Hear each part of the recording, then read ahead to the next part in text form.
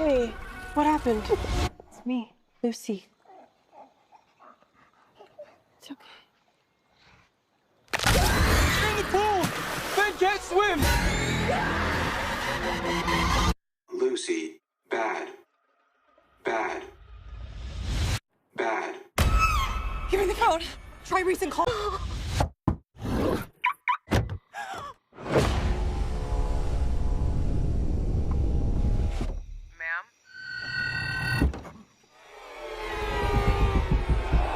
So what do you get when you get a rabbit, chimpanzee, and a house full of teenagers? You get a crazy ass movie. So I just got back from seeing the newest movie of the year, Primate, starring this chimpanzee. Now the story of this movie is pretty simple.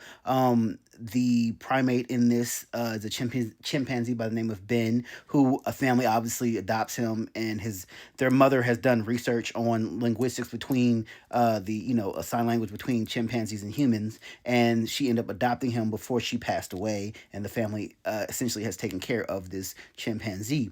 The chimpanzee then now suffers from, I think it's called hysteria, which is essentially another form of rabies. This chimpanzee gets bitten, and now the family is in fear for his life as their father has left to go do a book signing because he's a famous author, and now this chimpanzee is running loose through the house, essentially killing anyone and everyone he can get his hands on while trying to survive until their father comes back.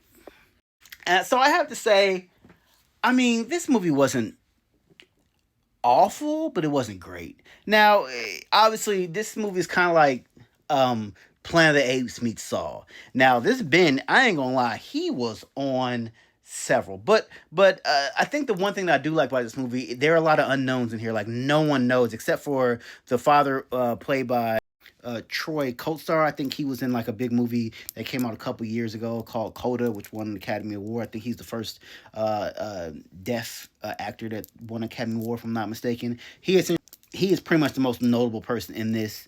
And Lucy, played by Johnny, and I cannot pronounce her last name, but she essentially is the star of the movie and who has pretty much grown up with Ben and comes back from her college vacation to home and to see Ben kind of running amok while they are trying to survive the night.